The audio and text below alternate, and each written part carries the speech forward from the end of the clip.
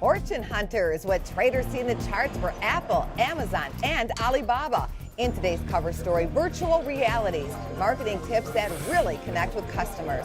Plus, is gridlock good for Capitol Hill? And can a movie studio that's cranked out flops be saved with a happy ending? First Business starts now. You're watching First Business. Financial news, analysis, and today's investment ideas.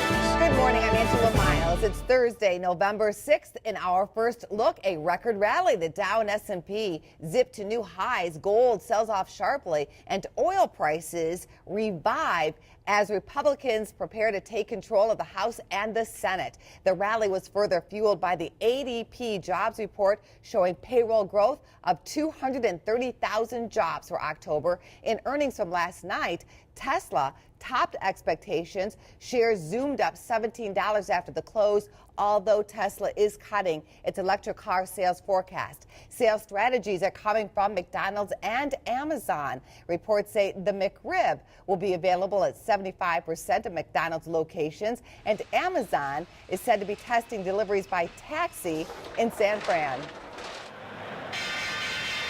Time now for Trader Talk with Ben Lichtenstein of Traders Audio. Good to have you back on the show. We have that ECB meeting happening today. What will that mean for the market? Well, there's a lot of anticipation ahead of this ECB meeting. If you take a look at the euro currency, you're going to notice that yesterday it went out near those lows for the month, near the lows for the year. We're talking here at the lower extreme, again, around that 125 area, 124.50 area. And while we didn't release to the downside, I think that was mostly because there's a lot of anticipation. But I have a feeling that if the history is any influence or any directional indication in terms of what we're going to see today, Draghi is going to talk down the euro currency again. We should see some strength come back into the dollar, although the dollar, again, continues to be bid up above this 87 level, but really looking for some follow-through at this point right now in the euro currency to the downside. The stock market had a record run yesterday. Is that a setup for the jobs numbers coming out tomorrow? Well, I think it is partially in anticipation, yes. And the most convincing thing about the rally that we've been seeing right now is, you remember, months ago we were talking about the bid session we had been seeing without the Russell, but now we're actually seeing the Russell joining in. So while the Russell is yet to get up into those New Year highs, it's definitely starting to catch up, and we're seeing some of that divergent type activity that we were seeing resolve itself to the upside. That should bring continued energy, continued follow-through with conviction. Thank you for your insights, Ben. My pleasure. Thank you so much.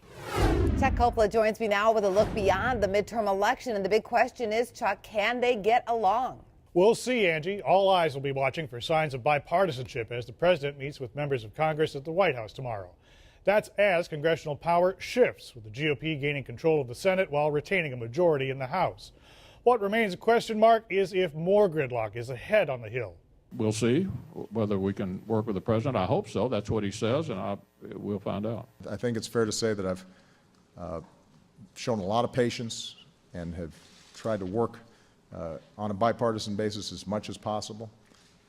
And I'm going to keep on doing so. But in the meantime, let's figure out what we can do lawfully through executive actions to improve the functioning of the existing system.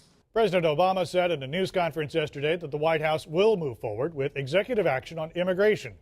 He also laid out a legislative agenda for Congress that included allocating resources to combat Ebola and authorizing extended military force against ISIL, while the GOP is expected to lay out plans that will focus on health care, balancing the federal budget, and overhauling the tax code. Well, the midterm election is over, but votes are still being counted in some areas. There are reports from Chicago and other cities of polling sites not opening on time. In the Windy City, the last vote was cast at 3:15 Wednesday morning. Officials were forced to keep voting booths available due to problems. One issue election officials are calling a dirty trick was a series of robocalls intimidating election judges or telling them not to show up. At least 2,000 judges fell for the scam. An investigation is underway. In our cover story, businesses that offer fast online transactions and traditional face-to-face service, sometimes called click and mortar, are pouring more resources into their online presence. At a conference this week in Chicago, tech isn't just talk, it's creating an endless series of engagements, each one an opportunity to make points or lose some of them. In Chicago this week, people who specialize in digital marketing using the internet to increase business shared some of their insights. High on the list, speed matters. Over 50% of the people expect a response on social media within an hour. And there's companies out there, there's CEOs I talk to, and they're not even sure if they have a Twitter account. So continues to be a big disconnect between traditional marketing and traditional viewpoints and the digital marketing. It's not that it's coming, it's already here, and you got to get on board. Digital marketing, using the interactive exchange of customer wants with what an enterprise may offer, can drive up sales and speed up how fast word spreads about your business. It is particularly important if your business caters to tech-savvy customers who search, review, and buy seemingly everything with their smartphones. Within the next hour, max. So if you're not responding as a brand within that time frame, you potentially miss the opportunity for a sale. And there are companies that'll help your business encourage customers to write a few of their thoughts, assign a number of stars, and provide some review of product quality and customer service. Trustpilot is one of them. In 7 years, its vice president of marketing says it's helped 95,000 merchants in 25 countries assemble 10 million reviews. We've prided ourselves on making sure that we are truthful and honest and open in our approach to what we collect and the merchants and the customers that we work with specifically. So very strict guidelines and ensuring that that data is held to the utmost privacy standards so that it's not used for marketable purposes in that fashion. You don't sell it? No. Questionnaires about service are not limited to online reviews. Marriott Hotels, for example, used it to organize its menu into what could be served within 5 minutes, 10 minutes, and 20 minutes, depending on how much time a diner has available. The internet marketing agency NowSpeed says it relieves stress and improved the customer experience. Chrysler is riding high. The car company reported a profit increase of 32%. Chrysler also is raising the amount of cars and trucks it expects to sell this year. The CEO believes sales growth, along with new vehicles with higher sticker prices, should improve its competitive gains against Ford and GM. Last month, Chrysler completed its merger with Fiat and put shares on the market. The stock closed last, up 9 cents to $11.41. Sales of Toyotas are also on the rise in North America. The Japanese automaker is increasing its profit forecast for the year, citing a weaker yen and strong sales in North America. Those results help to offset slowing sales of its cars in Japan. Toyota earnings jumped 23% for the quarter. BHP Billiton is about to break a 40-year ban on exporting U.S. oil. The oil giant plans to export to a Swiss-based company without permission from the U.S. government. The Wall Street Journal reports BHP has already contracted to sell 650,000 barrels.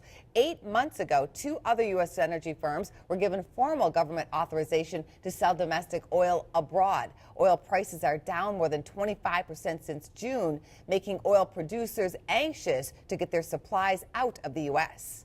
Morgan Stanley gets a surprise billion-dollar bonus. The firm said it will save $1.3 billion next quarter due to some restructuring changes. The tax benefit comes from Morgan Stanley changing the way it classifies its wealth management business from a partnership to a corporation. It also revised its earnings from last quarter from 84 cents down to 83 cents a share. Stock rose 24 cents yesterday to $34.90. Russian President Vladimir Putin is named the world's most powerful person by Forbes. It's the second year Putin has claimed the top spot based on his military and economic influence on the world. However, Forbes did not mention that Russia's currency is at an all-time low as the dollar rises. President Barack Obama comes in number 2 for the second year, followed by Chinese leader Xi Jinping. Pope Francis and German Chancellor Angela Merkel round out the top 10 list, followed by Fed Chair Janet Yellen, Microsoft founder Bill Gates, ECB chief Mario Draghi, Larry Page of Google fame, and UK Prime Minister David Cameron. Earnings reveal that hospital stocks are healthier under Obamacare. Rise in healthcare coverage this quarter has pushed up profits for hospital operators. At HCA Holdings, executives reported in its earnings report that the Affordable Care Act helped profit growth. LifePoint reports Obamacare will add $50 million to its bottom line in 2014. And Universal Health Services says the law could account for 40% of its profit gains. The CEO of HCA Holdings says Obamacare is being cited as the reason for the gains as hospitals get more patients and more of them who've got insurance. Forgetting your hotel key could soon become a problem of the past. Luxury chains Starwood and Hilton are developing keyless room entry. It will let guests use smartphones to unlock their doors. There's even an option to check in using devices. Hotel chains view tech as a convenience factor to win over business travelers. Starwood CEO Fritz Van Passion says business travel is picking up. The trend line here in terms of rising middle class, massive urbanization, more travel because business is increasingly interconnected, shows for rising demand. Starwood owns luxury brands such as W, Aloft, and Element hotel chains. Keyless technology starts in 2015. Here's a look at the economic calendar for today. It's a Challenger job cuts, initial and continuing claims, productivity, and natural gas inventories. On the earnings calendar, watch for AOL, Monster Beverage, Techmira, Walt Disney, Lionsgate Entertainment, Sarepta, Zynga, and Wendy's. Still to come, the film our critic says you absolutely must see this weekend, plus why flashy cars are the new hot trend on the road, and why protesters are raising a ruckus about the internet.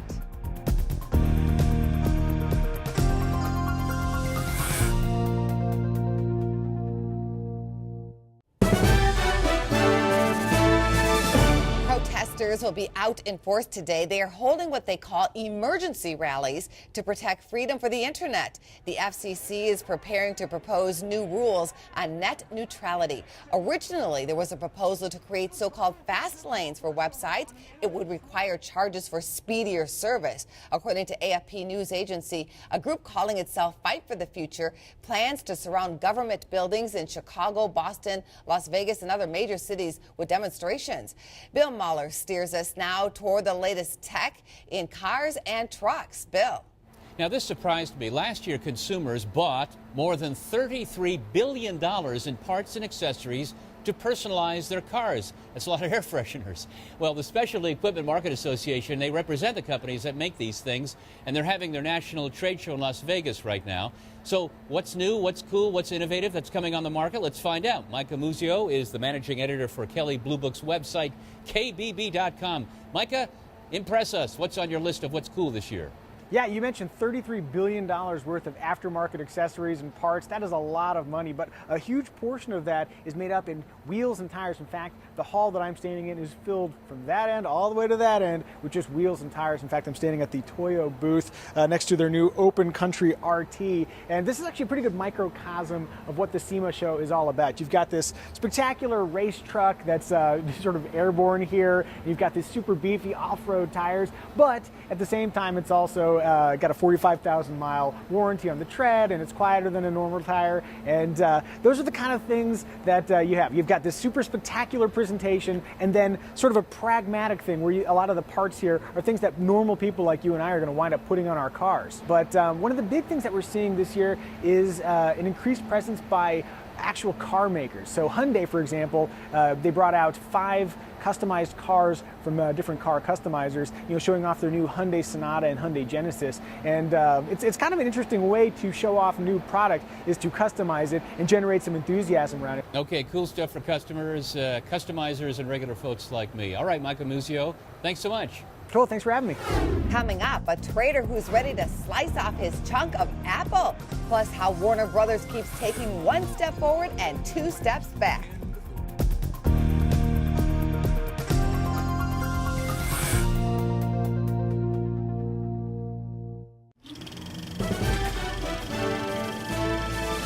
Investors are focused on Time Warner shares. At one point yesterday, that stock traded above $78. The move followed better than expected earnings and a profit forecast that topped Wall Street's expectations. But Time Warner's movie side, Warner Brothers, is reeling from box office bombs. Our movie man is here with his view. Good morning to you, Eric. Good morning. So what went wrong at Warner Brothers this year? Well, they started off very strong in 2014 with the Lego movie. It was a big hit for them, and then after that, things just sort of did not go their way. They had Transcendence with Johnny Depp, which is still probably the #1 bomb of the year, and they seem to have 2 losers for every 1 small success that they had this year. There are reports and chatter that there'll be major layoffs coming Warner Brothers' way. What do you think about that? Is that going to be necessary? Is that the right thing to do? Well, it seems like they need to make some kind of shakeup over there. I think, you know, they tend to release a lot of movies throughout the year, Warner Brothers, and I think that they may want to focus a little bit more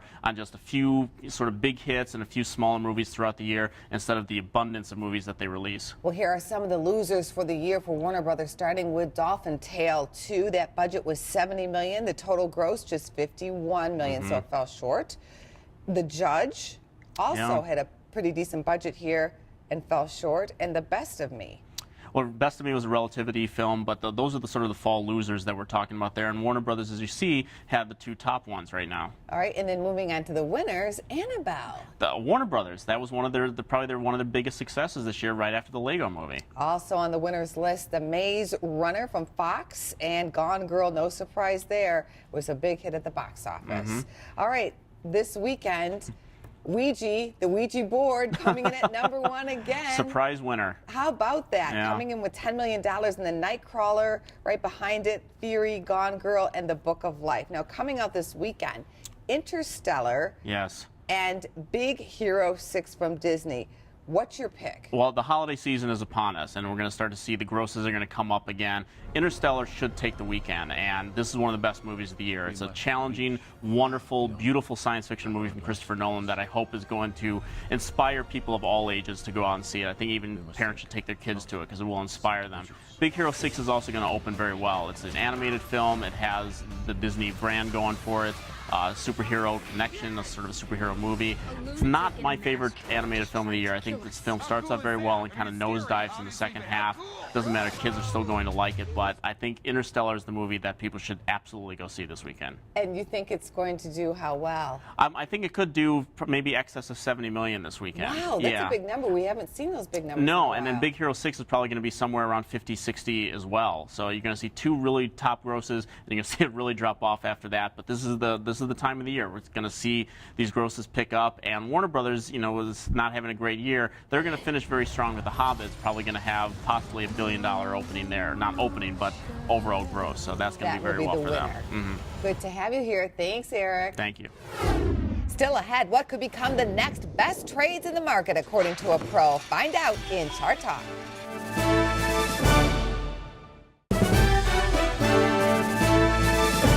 Horwitz of Average Joe Options joins us now. He is better known as Bub. I like to call him Bubba. He's known by that name as well. Good to see you there, Todd. Hi, Angie. How you doing? Great, Bubba. Let's take a look at the charts today.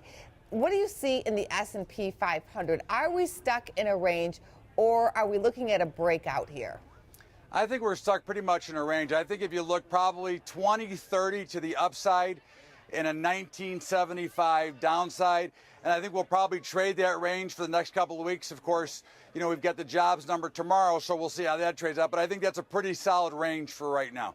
And when you're looking at that as a trader, what is your play on the S&P?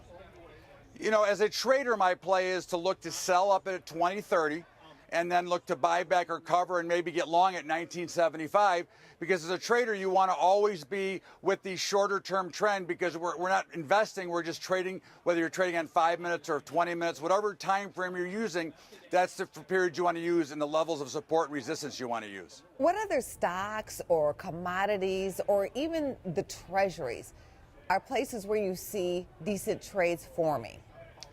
You know, I think there's going to be probably a pretty decent trade setting up in gold here soon. Treasuries are a little bit challenged here. They're too much affected by news right now. I think those will be setting up. I think oil is probably setting up for a real good trade, though, because I think you want to still look for oil to work its way lower. And I think somewhere 82 to 84 on a rally back in oil would be a great place to short oil again. Are there any stock names you would want to buy or sell? You know, I think that I want to look at selling Apple here. Now, I like Apple, and I like the way the chart looks. I think it's become just a little bit frothy. I think I'd like to see it pull back and participate back down to about 104. I think that I'd like to be a seller of Amazon somewhere at the 315 level. We can see a rally there. And believe it or not, I would like to sell BABA, B-A-B-A. That's a stock that has been on fire.